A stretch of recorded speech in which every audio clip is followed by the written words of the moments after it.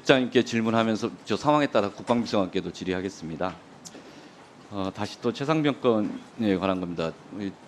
이제 오후에 질의 의원님 중에 한 분이 말씀하실 때 이게 본질은 이 사망 사건인데 이상하게 사안이 이제 이 초점이 바뀌었고 그래서 이게 국민들의 의혹과 또 우려가 있습니다. 그래서 이런 점들은 오히려 좀 간단하게 대응을 했으면 될 건데 뭔가 이게 잘못된 대응을 정부하고 있는 게 아닌가 저는 그런 생각을 합니다.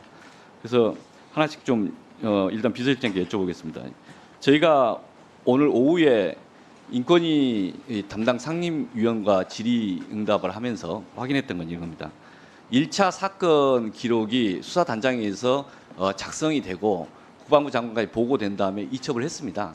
이첩한 것에 대해서는 적절했다고 보는 겁니다. 그분도 검찰 출신이고 이 수사 절차를 아는 분입니다. 이첩을 했기 때문에 그로 인해서 효과가 발생했다는 겁니다. 그런데 왜 데리고 갔는가, 왜 그걸 회수해 갔는가 이해를 못 하겠다는 겁니다. 일관되게 계속 말씀하셨습니다. 기록이 다 있으니까 보십니다. 그리고 나서 다시 가져가가지고 뭔가를 변화를 시키고 다시 2차 이첩을 다른 주체가 한 거죠. 그래서 이런 과정에서 하는 행위가 적절했냐? 저는 이제 여러 가지 오히려 그 행위가 형사법적인 문제를 유발한 거 아니냐 저는 그렇게 지적을 했는데 누군가가 좀 오판을 했고 과잉 대응을 했고 그리고 권한남용을 했고 그에 따라서 공무집행도 방해한 거 아닌가라는 문제 제기를 오후에 했었습니다. 화면에 그 항명이 아니다 화면을 좀 보여주시죠. 이 화면 한번 보시죠. 이게 한번 읽어보겠습니다. 마치 저와 후배들이 한 수사가 완전히 규정을 위반하고 법령을 어기고 위반했다고 하면서 국민들한테 홍보가 돼가지고 앞으로 계속 진행될 수사나 재판이 이런 식으로 오도된다는 것에 대해서는 제가 이것은 밝혀야 된다. 이것은 항명이 아니다. 이것은 밝혀야 된다는 생각 때문에 제가 정말 마음이 괴롭지만 이렇게 말씀드리는 겁니다. 실제 이 편을 굳이 제가 인용하는 것은 2013년 10월 21일 이 법사위 국정감사 당시에 여주지청장이었던 현 대통령이 한 말입니다. 그 당시 수사 외압이라는 이야기거든요. 얼마 전 수사단장이 직접 방송에 대해서 인터뷰를 하는 내용을 보면서 딱 이 프로그램에 이 화면이 생각났습니다. 지금 이 적법하게 수사를 했던 사람에 대해서 그 수사 결과물이 확정된 것도 아니고 민간 경찰에서 그걸 보면서 판단할 계기가 있고 또 심지어 검찰 수사하는 과정에서 판단이 다를 수 있는 겁니다. 그런데 묘하게 군 수사단에서 조사했던 것들에 대해서 다시 회수하면서 변화들이 생긴 거죠. 이런 행태가 왜 일어났는가 참 납득되기 힘들다. 실제 오늘 오후에 군 인권위원회 상임위원도 똑같은 의원이셨어요. 그분은 윤석열 대통령이 임명한 분입니다. 이 상황에 대해서 정말 황당하다고 보지 않습니까? 어떻게 보십니까? 비서실장님, 예. 아니, 비서실장님. 아까 안보실에서 아무런 개입 안 했다고. 아니, 그러니까 지금 이런 상황에 대해서 누가 개입했느냐 별개로 하고 이렇게 벌어진 상황이 국민들 보기에는 황당하다고. 저 상황이 진실이라면 모르겠지만은. 그러면 다음 화면 제가 예. 이런 겁니다. 지금 종래에도 이런 재판들이 있었습니다.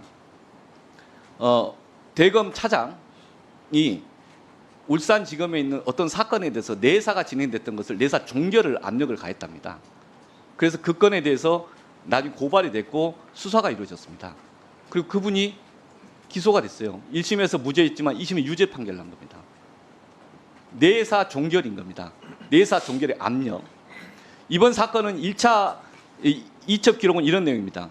사단장, 대대장, 연대장 이분들이 다 피의자로 표시돼서 인지된 인지보고서가 첨부된 수사기록이 이첩된 겁니다.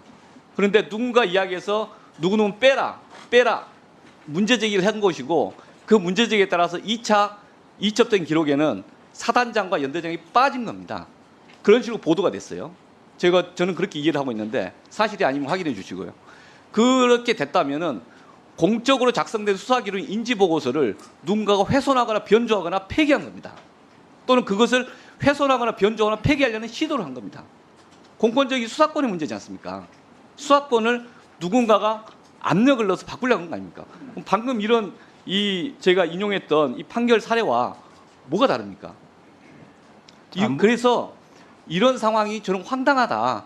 그리고 나서 언론에 보도들이 나온 건 아니겠습니까? 즉 수사 단장의 인터뷰로 나오든 또는 스트레이트 보도든 MBC 보도든 여러 군데서 이 언론사에 보도를 하고 있는데 누구랑 대화했다.